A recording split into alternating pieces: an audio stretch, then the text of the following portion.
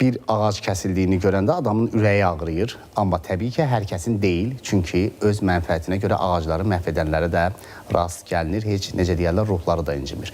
Bu dəfə Nərimanovda 12 ağacın kəsilərək məhv edildiyi bildirilir. Ağacların kəsilmə səbəbi ilə bağlı isə müxtəlif iddialar səsləndirilir. Bəziləri ağacları sahibkarların qəsdən kəsdiyini deyir.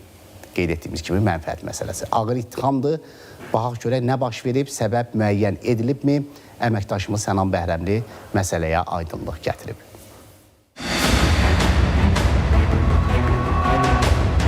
Nərimanov rayonu Faiq Yusifov 40 ünvanındayıq. Olduğumuz küçədə 12 ağac bu cür kəsilərək məhv edilib. Kimisi bu ağacların ərazidəki obyekt sahibləri tərəfindən qəsdən kəsildiyini iddia edir.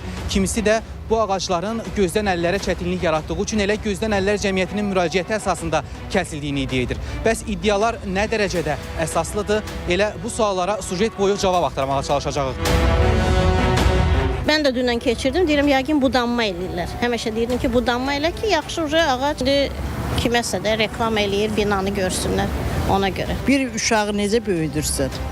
Zülmlə düzdür, ağacı da zülmlə böyüdürlərsə, onu kəsmək olarmı? Doğrudanmı kəsilən ağaclar gözdən əlillərə maneə yaradıb və onların təşəbbüsü ilə kəsilib? Elə bu sualı ərazidəki gözdən əlillərin özlərinə ünvanladıq. Oradakı ağaclar heç sizə problem yaradıb mı indiyənə qədər? Qardaş, mən müraciət eləməmişəm şəxsən. Mən özümə cavab deyim. Biz eləməmişik. Şikəstlərdən istifadə edir də müəyyən adamlar. Gözdən əlillərin müraciəti yəqin mane olunmuşdu. O ortada ağaclardır. Tən ortada bir dənə orada əyri ağac var. Gedəndə təpəmizi çırpırıq.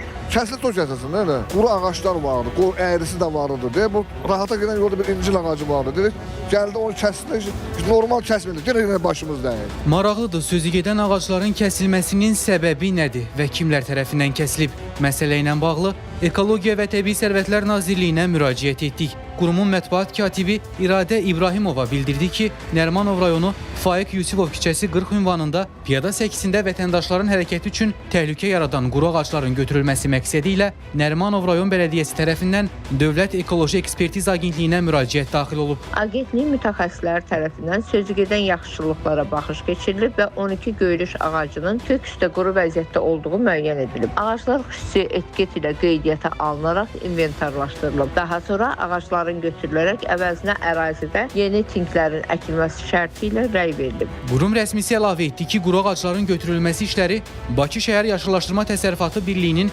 əməkdaşları tərəfindən həyata keçirilib. Sənan Bəhrəmli, Samir Gülməmmədov, ATV Xəbər.